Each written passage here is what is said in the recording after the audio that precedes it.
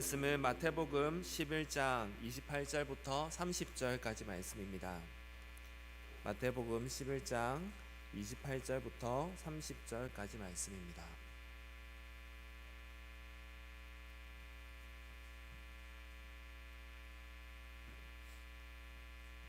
마태복음 11장 28절부터 30절까지 말씀입니다.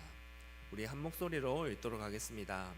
수고하고 무거운 짐진 자들아 다 내게로 오라. 내가 너희를 쉬게 하리라. 나는 마음이 온유하고 겸손하니 나의 멍에를 메고 내게 배우라. 그리하면 너희 마음이 쉼을 얻으리니 이는 내 멍에는 쉽고 내 짐은 가벼움이라 하시니라. 아멘. 오늘은 함께 멍에를 집시다, 함께 멍에를 집시다라는 제목으로 하나님 말씀 전하고자 합니다. 오늘 우리가 읽은 본문 말씀 참 익숙한 구절입니다. 그렇죠? 사실 이 본문으로 2주 전에 우리 목사님께서 2024년 진짜 쉼을 누리라 라는 제목으로 오전 예배 때 말씀을 전하셨습니다. 기억나십니까? 네, 아멘. 네. 그렇다면 이제 어느새 2024년 1월이 지나고 2월이 되었습니다. 성도 여러분들, 2024년 진정한 쉼을 누리고 계십니까? 대답이 없어졌네요. 지난 한 주 2주간에 여러분의 삶은 진정한 쉼이 있으셨습니까? 네, 아멘. 그리고 지난 삶 가운데, 아니 당장 오늘 이 시간 여러분은 평안을 누리고 계십니까? 아멘. 진짜 아멘이신 줄로 믿습니다. 대답은 하지 않으신 분들 많이 있지만 그 마음의 평안함이 있는 줄로 믿습니다. 사실 오늘 우리가 읽었던 이 본문은요, 우리의 마음에 큰 위로를 주는 구절입니다. 수고하고 무거운 짐진 자들아, 힘들어하는 자들아 다 나에게로 오라. 내가 너희를 쉬게 하리라. 참 위로가 되는 말씀 아닙니까? 우리가 살아가면서 얼마나 많이 수고하고 살고 있습니까? 우리가 얼마나 많은 짐을 지고 살아가고 있습니까? 제가 언젠가 나눈 적이 있는 한 이야기입니다. 초등학교 1학년짜리가 학교를 마치고 집에 오더니 한숨을 푹 쉬더랍니다. 그리고 한마디를 했습니다. 뭐라고 했을까요? 유치원 다닐 때가 좋았는데. 네, 초등학교 1학년짜리가 유치원 다닐 때, 어린이집 다닐 때가 좋았는데 초등학교 오니까 학원도 가야 되고 학교도 늦게 마치고 그래서 그때가 좋았다. 참 귀엽고 웃음이 나오는 모습이죠. 하지만 그 어린 초등학교 1학년짜리도 벌써부터 수고하고 힘겨워하며 삶을 살아간다는 것이 참 안타깝기도 합니다. 이 아이만 그럴까요? 그렇지 않습니다. 그것이 아니면 우리 너무나 잘 압니다. 초등학생 때부터 이미 아이들은요, 많은 학원을 다니고 있습니다. 여러 개의 학원을 다닙니다. 하루에 학원을 한 개만 가면 그날은 자유의 몸이 될 정도입니다. 그래서 아이들이 학원을 하나 마치고 또 다른 학원으로 가고 그렇게 책가방을 메고 걸어가는 그 뒷모습이요, 참 어깨가 막 축 처져가지고 힘들어 보이기도 합니다. 저와 아는 아이들은 이렇게 오다 가다 만나면 어디 가냐? 학원 갑니다. 화이팅 잘 다녀와라고 하면 네 이러고 그렇게 힘이 빠진 채 그렇게 갔다 옵니다. 학원 가기 싫다고 막 징징거리기도 합니다. 아이들이요 벌써부터 그렇게 살고 있습니다. 근데 그 아이들이 그런데 우리 기성세대는 어떻습니까? 더더욱 수고하고 힘겨워하는 삶을 살아갑니다. 내 몸 하나 건사하기도 참 쉽지 않은데 자식들도 있고요, 나이 든 부모님도 있고요. 그래서 건사해야 될 게 많습니다. 책임져야 될 게 많습니다. 그래서 회사를 가면 당장 때려치고 싶은데 사직서를 막 안에 품고 있는데 근데 가족을 생각하면 그것을 낼 수 없는, 때려칠 수 없는 그런 삶의 모습이 있다고 하더라고요. 그렇게 참 많은 수고를 하면서 우리는 살아갑니다. 다들 많이 공감하실 줄 압니다. 그렇게 많은 짐을 어깨에 지고 살아갑니다.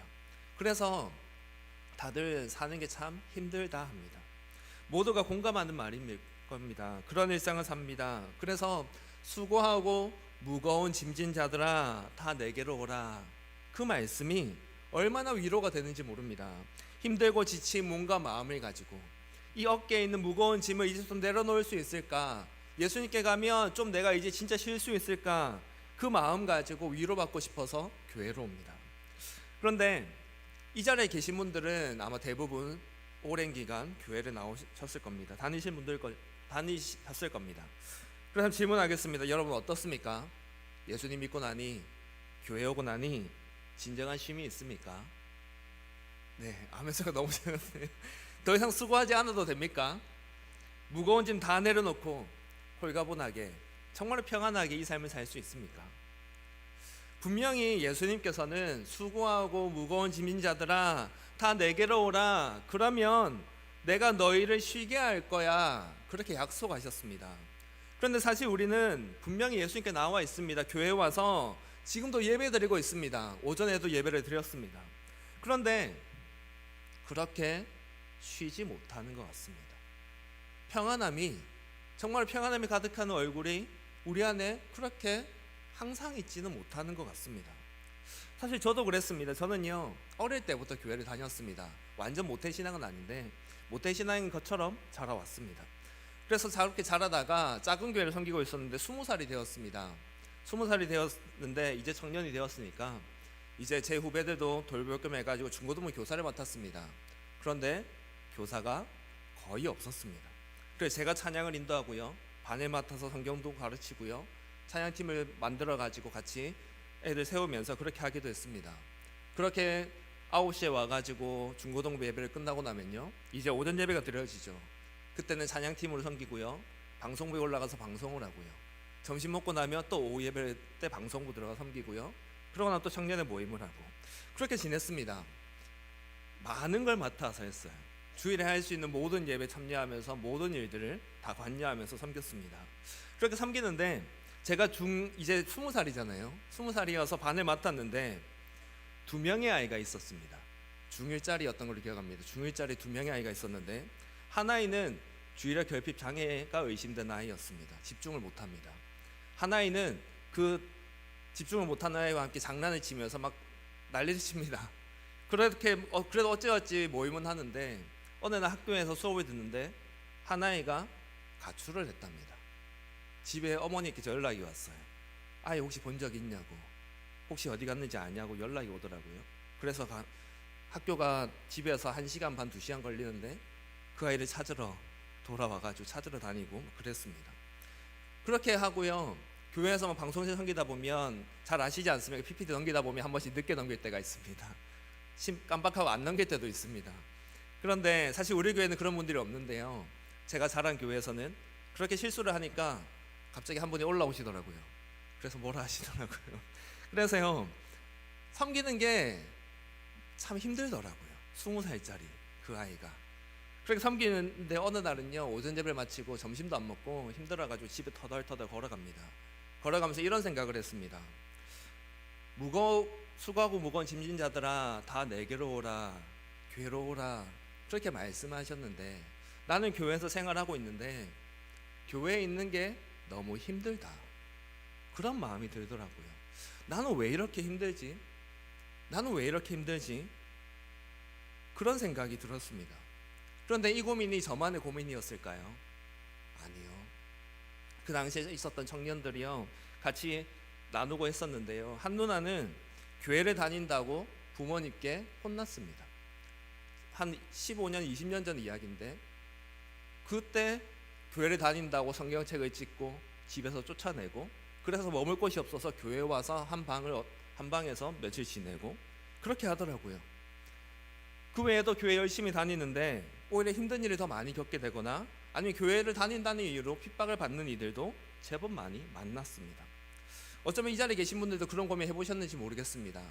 교회를 다니면 쉼이 있고 평안해야 되는데 왜 이렇게 힘들지? 라는 고민. 참 이상한 일이지 않습니까? 힘들고 괴로워서 지쳐서 하나님께 나왔습니다. 교회로 나왔습니다. 예수님만 믿으면 행복해지겠지, 평안하겠지 기대하면서 나왔습니다. 그런데 마냥 쉬는 게 아니라, 마음이 마냥 평안한 게 아니라 여전히 고난이 있고 힘듦이 있습니다. 쉼이 없습니다. 왜 그럴까요? 예수님께서는 왜 쉬게 해주시겠다고 하셔놓고는 여전히 우리의 삶에 이런 힘든 일들을 허락하실까요? 우리가 이런 오해를 하는 가장 큰 이유가 있습니다.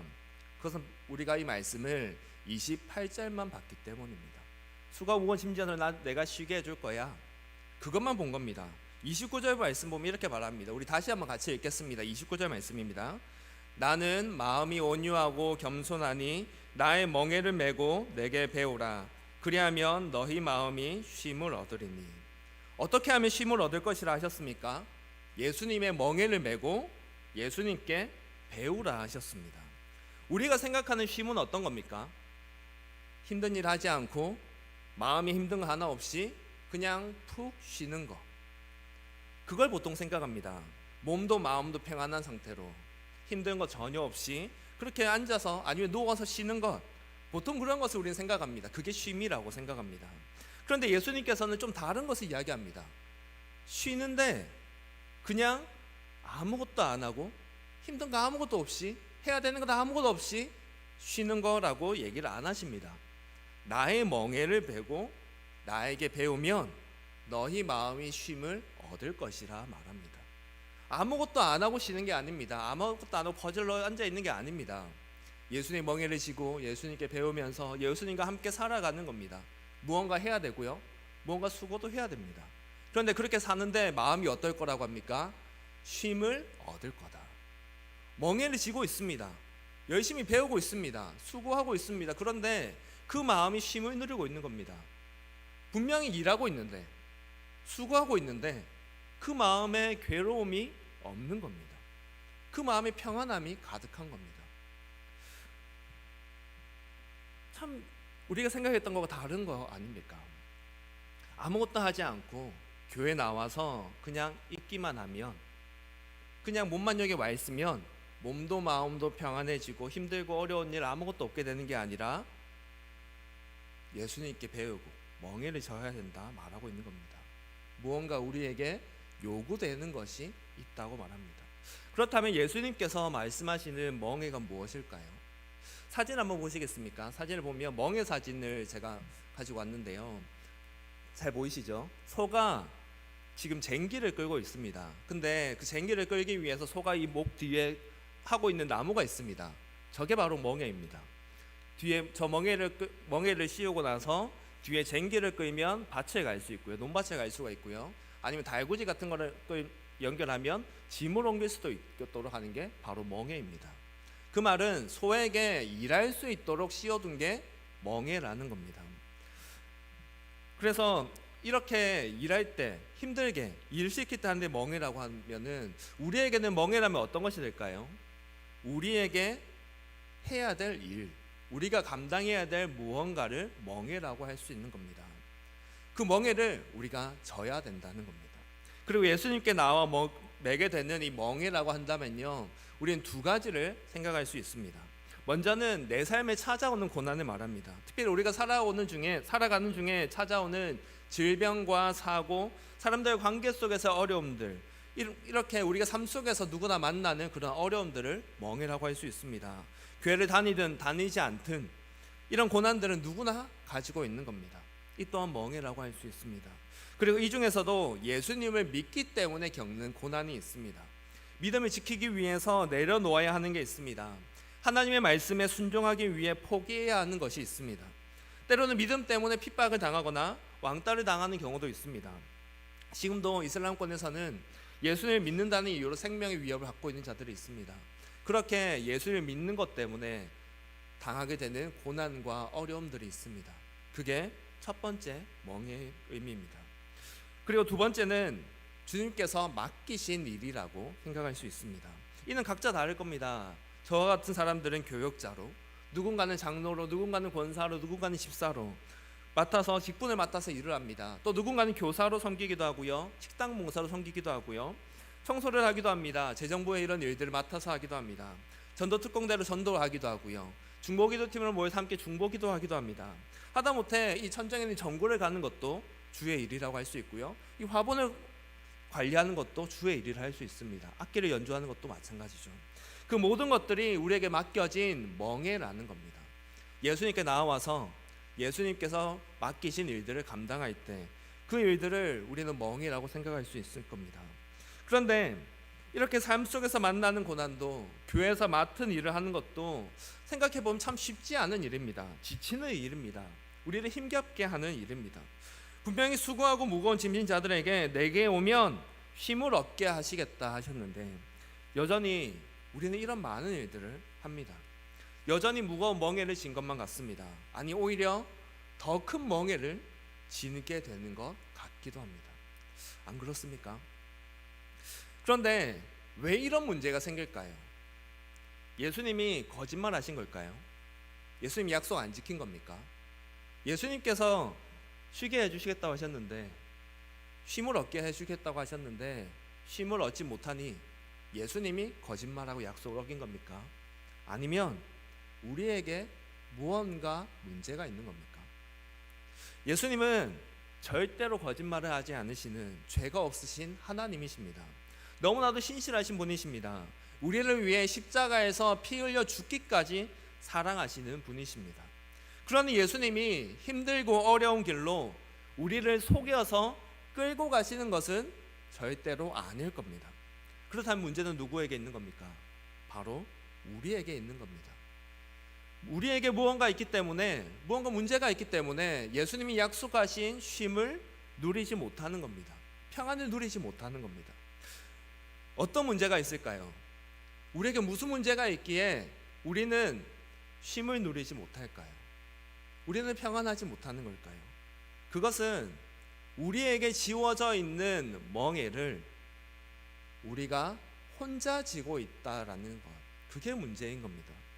예수님께서는 나의 멍에를 지고 나에게 배우라 하셨습니다. 그런데 예수님의 멍에는, 우리에게 주어진 멍에는 우리 혼자 지라고 주신 게 아닙니다.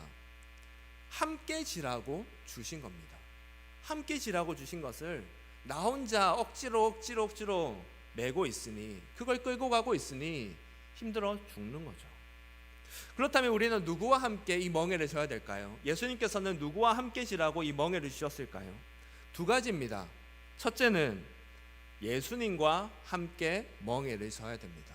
나 혼자가 아니라 예수님과 함께 예수님의 멍에를 져야 됩니다. 제가 앞에서 교회에서 많은 것을 맡았다 했습니다. 그래서 참 힘들었다고 나눴습니다. 교회 오는 게 왜 이리 힘들지? 라는 그 생각을 했다고 했습니다. 근데 그때 참 힘들었습니다. 근데 지나고 보니까 왜 힘들었는지를 알겠더라고요. 맡은 게 많아서 힘들었을까요? 밑에 아이들이 말을 안 들어서 걔들이 참 이상한 애들이어서 제가 힘들었던 걸까요? 아니더라고요. 교회에서 맡은 일 많았거든요. 맡은 일 많이 합니다. 그런데 맡은 일을 마치고 나서, 교회를 마치고 나서 집에 가면 제가 뭐 했을까요? 하나님 말씀 열심히 보고, 기도 열심히 하고, 큐티도 하고, 그렇게 했을까요? 아니요. 그때요, 저는 게임에 빠져 살았습니다. 집에 가면요 바로 컴퓨터부터 켰습니다. 게임하고 놀았어요. 그때 게임 정말 많이 했거든요. 한때 게임 중독에 이를 정도로. 그렇게 집에 가면 게임하고 놀고, 교회 오면 맡겨진 일들을 하고, 그렇게 살았던 겁니다. 매일 말씀을 보고 매일 기도하는 게 아니라 매일 놀기 바빴습니다. 하루에 성경을 한 장도 제대로 읽지 않았습니다. 기도를요 5분 이상 못했습니다. 저의 몸은 교회에 나와 있었는데, 맡겨진 일들도 열심히 하는데 정작 하나님께 나아가지 않았던 겁니다. 예수님께 나아가지 않았던 겁니다. 예수님과 함께 지라고, 예수님과 함께 해라고 저를 그곳으로 불러주시고 여러 가지 일들을 맡겨주셨는데, 저는 그 일을 하면서 하나님을 생각하지 않았던 거예요. 예수님과 함께 지지 않았던 겁니다. 예수님 분명히 나에게 오라고 하셨습니다. 나의 멍에를 메라 하셨습니다. 그리고 나에게 배우라 하셨습니다. 그런데 20살의 저는 어땠습니까? 예수님의 멍에는 지는 것 같은데 예수님께도 나아가지 않고, 예수님과 함께 지지도 않고, 예수님께 배우지도 않은 겁니다. 그냥 내 마음대로 한 겁니다. 그러니 내 힘으로 하다가, 내 힘으로 할 수 없는 일을 하다가 지쳐 쓰러져 가는 거죠. 앞에서 나누었듯 우리가 삶을 살아가다 보면 반드시 우리는 이런 멍에를 지게 됩니다. 교회 직분이 될 수도 있고요, 교회에서 맡아서 하는 일이 될 수도 있습니다. 때로는 믿음을 지키기 위해서 무언가를 포기해야 될 때도 있습니다. 그리고 반대로 무언가를 해야 할 때도 있습니다. 예수님께서는 그렇게 예수님께 나아갔을 때 멍에를 지게 하십니다. 그런데 우리가 흔히 하는 실수가 바로 이겁니다. 그 멍에를 나 혼자 지려고 한다는 겁니다. 내가 어떻게든 해보려고 한다는 겁니다. 내가 살아왔던 것, 내가 가지고 있는 지식들, 그거 가지고 이렇게 하면 되겠구나라고 하면서 그렇게 모든 걸 하려고 한다는 겁니다. 예수님께 배워야 되는데 배우는 게 아니라 내 마음대로 하는 겁니다. 그러면서 나는 예수님의 멍에를 지고 있고 나는 잘하고 있는 거야, 그렇게 착각하고 사는 겁니다. 그러니 어찌 쉼을 누릴 수 있겠습니까? 짐만 더 지고 있는 건데요. 쉴 수가 없죠. 평안할 수가 없죠. 예수님께서 원하시는 것은 그런 게 아니었는데 우리가 억지로 그렇게 하고 있으니까 쉴 수가 없는 겁니다. 한 이야기가 있습니다. 어떤 한 사람이 하나님과 함께 길을 걷고 있었습니다. 나름 하나님과 친밀하게 지냈던 것 같습니다. 그래서 발자국이 두 쌍이 나 있습니다. 함께 걸어가면서 대화도 나누고 막 힘들 때 뭐 불평도 하고 막 그러면서 막 잘 지내고 있었습니다. 근데 그렇게 살다가 인생의 아주 힘든 순간을 맞이합니다. 견디기 너무나 힘든 순간을 맞이했습니다. 그래서 그 고난의 시간을 어떻게든 견디고 있는데 자신이 걷고 있는 그 길을 잠깐 되돌아보니까 분명히 두 쌍이었던 발자국이 한 쌍밖에 없는 겁니다. 그걸 보면서 이 사람이 화가 납니다. 하나님, 제가 잘 지낼 때는 저와 함께 계시면서 같이 대화도 나누고 같이 그렇게 함께 계셔 주셨으면서 제가 이렇게 힘든 때는 왜 하나님 저를 버리고 가버리십니까? 왜 저를 버리고 저를 내버려 두고 나 혼자 이렇게 힘든 일을 겪게 하십니까? 라고 이 사람이 불평하고 원망했습니다. 그때 하나님이 뭐라고 대답하셨을까요? 미안, 내가 깜빡했다, 그런 대답하셨을까요? 아니요. 하나님이 이렇게 대답하십니다. 그 발자국, 그 놓여져 있던 발자국, 그거 네 거 아니야, 내 거야 라고 말씀하십니다. 네가 힘들어하는 그 순간 내가 너를 업고 갔어, 그렇게 말씀을 하시는 겁니다. 하나님이요, 버리고 간 게 아니라 힘들어서 지쳐 쓰러져서 도저히 걷지도 못하는 그 사람을 업고 가고 계셨다는 겁니다. 그 힘든 순간에 우리가 내가 걷고 있다고 생각하고 내가 혼자 있다고 생각하면요, 우리의 마음은 너무나 힘이 듭니다. 너무나 외롭습니다. 원망과 불평이 찾아옵니다. 그런데 나의 삶을, 나의 모든 것들을 하나님께 맡겨드리고 하나님과 친밀한 가운데 거하게 되면 그 힘듦이 이젠 다르게 느껴집니다.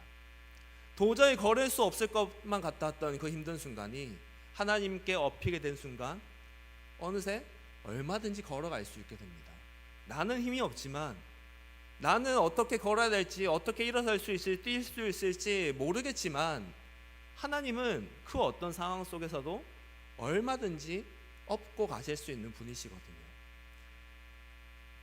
우리가 힘든 상황, 너무나 무겁게만 느껴지는 멍에를 지고 있을 때 나 혼자 겪는 고난이라고, 나 혼자 너무 힘들다고, 왜 나에게 이런 고난을 허락하시냐고 원망과 불평을 하기도 합니다. 하지만 그때 하나님을 기억하십시오. 이 멍에를 주신 하나님을 기억하십시오. 그 하나님이 우리에게 무엇을 원하시는가 돌이켜 보십시오. 그리고 내가 그 힘들어하는 그 순간 하나님과 친밀히 거하고 있는지를 한번 돌아보십시오.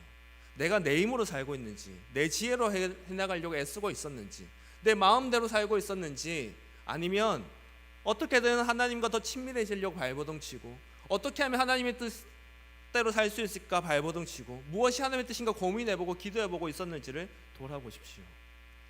아마 100이면 100 우리가 힘들어하고 괴로워하고 원망과 불평이 자리 잡았던 그 순간 우리의 마음이 하나님이 아니라 다른 데 있었다는 것을 발견하게 될 겁니다. 예수님은요, 함께 멍에를 지자고 우리를 부르셨습니다. 와서 내가 하기 싫은 이 일 네가 좀 해라고 부르신 게 아니라 와서 이 일을 함께 지면서 나와 더 친밀해져 가고 나에게 잘 배우고 나와 더 가까워지자, 나와 더 깊은 사랑을 나누자, 그렇게 우리를 초청하셨습니다. 그리고 그렇게 살 때 진정한 쉼을 누리게 할 것이라고 말씀하셨습니다.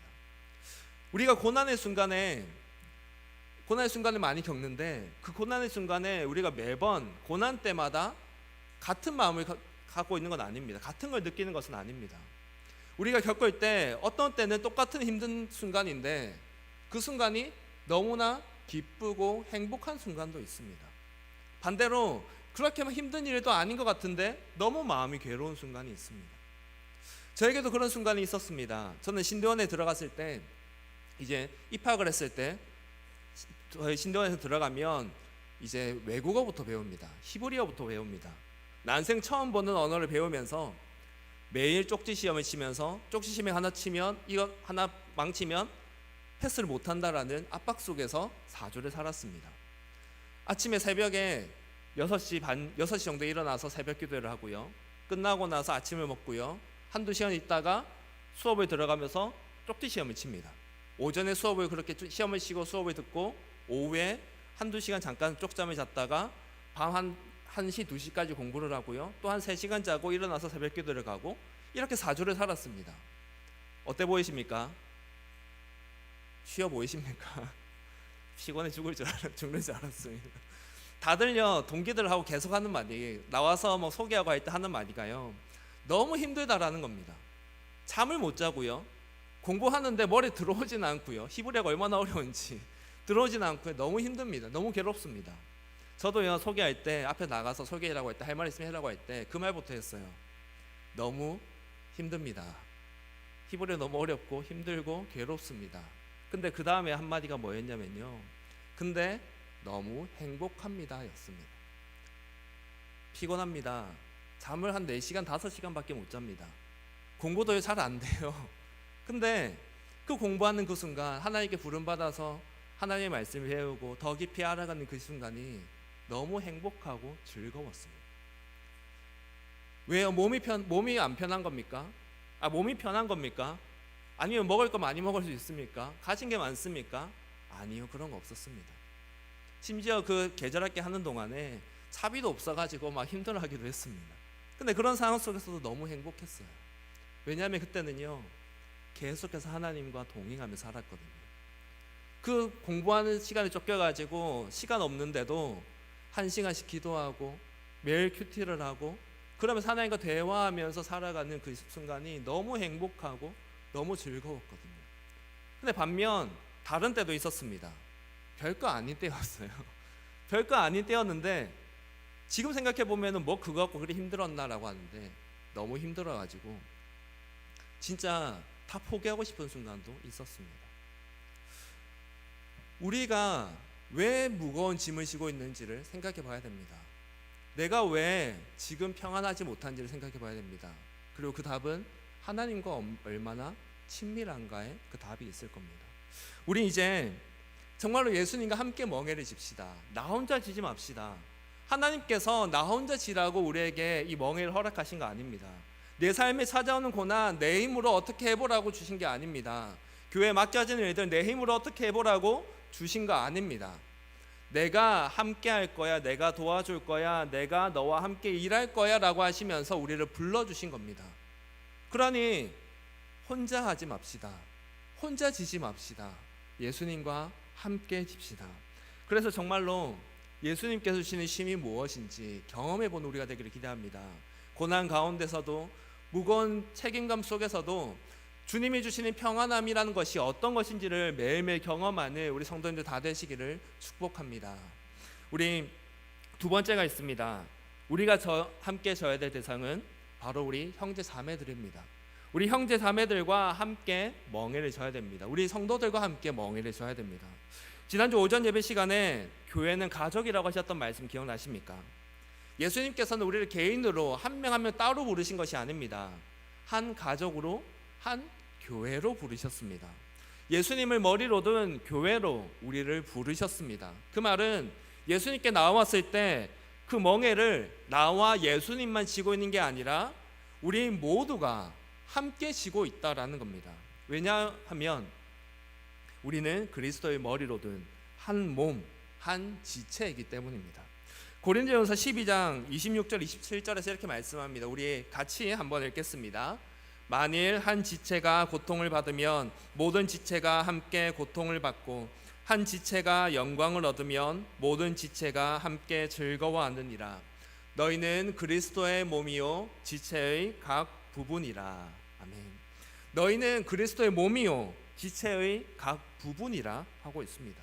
그런데 그 앞에 뭐라고 하셨습니까? 한 지체가 고통을 받으면 함께 고통을 받습니다. 한 성도가 고난을 당하고 어려움을 당합니다. 그러면 모든 성도가 함께 고난을 감당하는 겁니다. 또 한 지체가 영광을 얻으면 모든 지체가 함께 즐거워하느니라 하셨습니다. 한 성도가 영광을 얻으면, 좋은 일을 만나면 모두가 함께 즐거워하고 영광을 누리는 것입니다.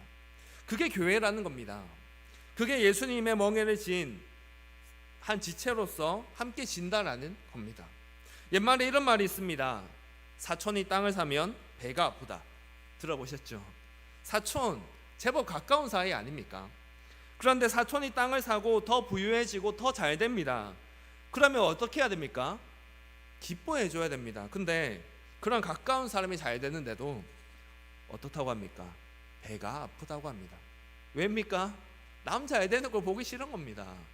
나보다 남이 잘 되는 거 보기 싫은 겁니다. 반대로 잘 안 되고 망하면 어떻습니까? 그렇게 기분이 좋습니다. 네, 이런 말도 있습니다. 요즘 친구들이 많이 하는 말인데요. 나만 아니면 돼. 들어보셨습니까? 점점 이 말이 사회 주류를 이루고 가서 참 안타까운 말인데요. 남들이 어떤 어려움을 겪고 있든지 어떤 아픔을 겪고 있든지 나만 아니면 돼. 나만 잘 살면 돼. 나만 평안하면 돼. 세상에서는 그렇게 말하고 그렇게 살아갑니다. 어떻게든 힘든 거, 괴로운 거 나만 피하면 돼 라고 생각을 합니다. 그런데 성도들은 어떻게 해야 된다고 성경에서 말씀하고 있습니까? 형제가 땅을 사면 어떻게 해야 된다고요? 네, 배 아파해야 됩니까? 함께 기뻐해야 됩니다. 형제가 아프면 내가 아픈 거 아니니까, 내가 안 아프니까 재수라고 해야 됩니까? 아니고 함께 아파하고 함께 울어줘야 됩니다. 그리고 함께 기도해줘야 됩니다. 그게 가족이고 그게 한 지체를 이룬 교회입니다. 내가 편한 대로만 하고 내가 좋을 대로만 한다는 것, 그것은 예수님께 나와 예수님의 멍에를 지는 게 아닙니다. 남들 다 고생할 때 나만 편하게 있는 거, 예수님께 나와 예수님의 멍에를 지는 거 아니라는 겁니다. 그렇게 사는 사람은요, 진정한 쉼을 누릴 수 없습니다. 예수님의 곁이 아니라 그 세상에 있는 거니까요. 몸은 교회에 있을지 몰라도 그 마음은, 그 삶은 교회가 아니라 세상에 있는 것이나 마찬가지이기 때문입니다. 그래서 초대교회 성도들은 한 가족을 끼고 함께 멍에를 지는 사이였기 때문에 가난한 자에게 먹을 것을 주기 위해서 자기의 땅을 팔아서 내놓기도 했습니다. 먹을 것을 가지고 와서 나누기도 했습니다. 함께 아파하고 함께 떡을 떼고 함께 즐거워하며 그렇게 살았습니다. 그리고 그런 이들을 보면서 세상 사람들은 그들을 예수님을 닮았다라고 하면서 그리스도인이라고 하는 별명을 붙여줬습니다. 저 사람들은 정말로 예수님 같은 사람들이야. 그 별명이 초대교회 성도들한테 붙여진 겁니다. 그리고 그들의 모습을 보면서 나도 저들 안에 들어가고 싶다. 나도 저들처럼 예수님 믿고 싶다. 그런 마음으로 교회로 나와왔습니다. 그렇게 형성된 것이 교회였습니다. 그런데 오늘 우리는 어떻게 살고 있습니까? 오늘 우리의 마음은 어떻습니까? 함께 아파하고 함께 슬퍼하고 있습니까? 함께 기뻐하며 함께 좋은 일을 나누고 있습니까? 그럴 수 있게 되기를 축복합니다. 특히 우리는 지난주부터 새롭게 목장이 편성되었습니다. 목자와 목녀들이 임명이 되었습니다. 우리가 왜 목장이 있을까요? 우리가 왜 목장으로 모임을 가질까요? 우리가 다 같이 앞에서 나누었던 이 힘든 것들, 기쁜 것들 다 나누기에는 사실 어려움이 있습니다. 우리가 그렇게 큰 교회도 아닌데도 이 사람들 다 모여서 이야기 나누기에는 어려움이 있습니다. 그래서 좀 더 깊이 있는 관계를 맺어 나가기 위해서 서로 위로하고 서로 격려하고 함께 기도하기 위해서 목장을 만들고 목장 모임을 가지는 겁니다. 목장이 모여서 찢고 볶고 싸우고 험담이나 하고 세상 이야기나 하라고 모이는 게 아니라는 겁니다. 모여서 함께 예수님의 멍에를 지고 함께 아픔을 나누고 함께 기쁨을 나누라고 목장으로 모이는 것입니다. 함께 기도하고 함께 하나님께서 응답하신 것들을 간증하며 나누라고 그렇게 우리는 모이는 겁니다. 그리고 세상에서 혼자 멍에를 지며 수고하고 있는 자들, 무거운 짐진 자들, 괴로워하고 있는 자들에게 쉴 곳을 제공해 주며 주 앞에 나와 참된 안식을 얻게 해주라고 우리가 목장으로 모이는 겁니다.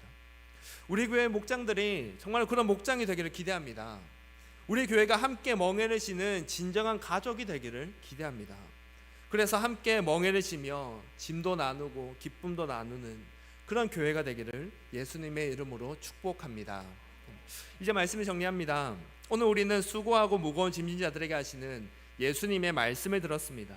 예수님께로 나와 예수님의 멍에를 지고 예수님께 배우라 하셨습니다. 우리가 예수님을 믿고 난 후에도 분명히 어려움은 찾아옵니다. 아니, 예수님을 믿는 것 때문에 고난이 찾아오기도 합니다. 그렇게 힘든 일들이 분명히 있을 겁니다. 하지만 그런 어려움이 찾아왔을 때 우리는 먼저 예수님과 함께 멍에를 져야 된다 배웠습니다. 나 혼자 지니까 내 힘으로 하려고 하니까 지쳐 쓰러지는 것이라고 나눴습니다. 몸만 교회에 있는 게 아니라 우리의 마음과 우리의 삶이 주님께 드려져야 됩니다. 주님의 말씀을 듣고 배우고 주님과 기도로 대화하며 가까이 나아가야 됩니다. 그렇게 주님과 동행하며 살아야 됩니다. 주님께 모든 것들을 맡겨드릴 수 있어야 됩니다. 그것이 예수님과 함께 멍에를 지는 것이고, 그럴 때 예수님께서 함께 멍에를 져주시니 그 멍에가 너무나도 쉽고 가벼운 것이 되는 겁니다. 그리고 그때야말로 우리는 진정한 쉼을 누릴 수 있는 겁니다. 진정한 평안이 우리에게 주어지는 겁니다. 둘째로 우리는 성도들과 함께 멍에를 져야 된다고 배웠습니다. 예수님께서는 우리를 한 명씩 부른 게 아닙니다. 한 명만 뽑아서 부른 게 아니고 각자 한 명만 부른 게 아닙니다. 예수님을 머리로 든 한 몸이 되게 하셨습니다. 그래서 함께 아파하고 함께 기뻐하며 함께 멍에를 지게 하셨습니다. 그럼으로써 주 안에서 함께 멍에를 지며 이 어려움들을 넉넉하게 감당하게 하셨습니다. 혼자라면 감당하지 못할 일들, 혼자라면 너무 쉽게 무너질 만한 일들도 함께 하기 때문에 이겨낼 수 있도록 하신 겁니다.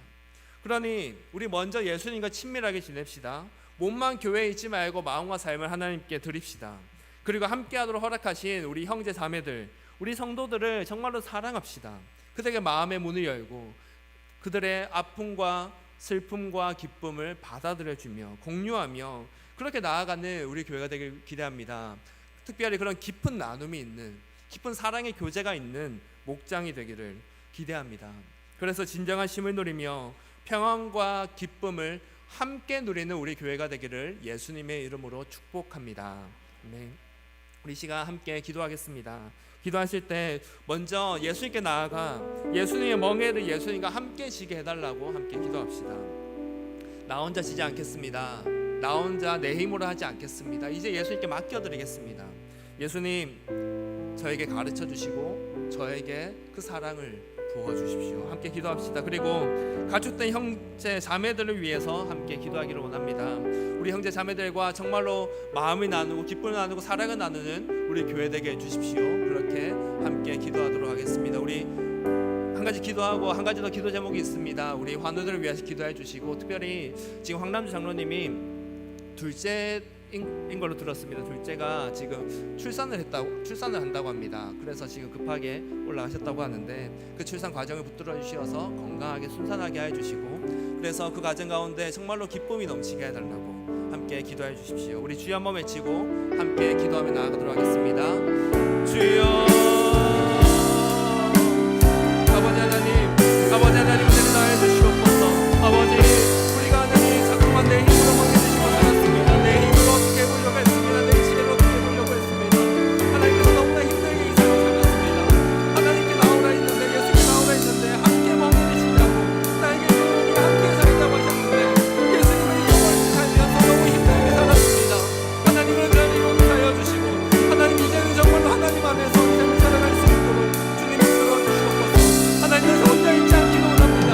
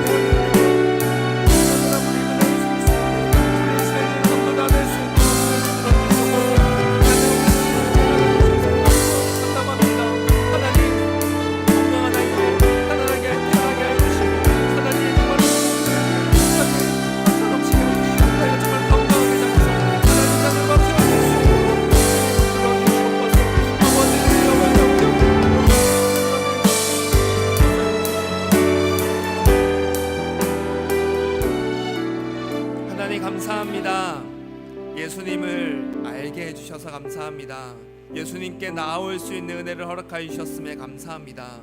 그래서 예수님과 함께 멍에를 질 수 있는 이 복된 삶을 저희들에게 허락하여 주셔서 감사합니다. 하나님, 그런데 우리가 그동안 주 앞에 나와왔다 말은 하면서 자꾸만 나 혼자 내 지혜로 이 멍에를 지려고 했습니다.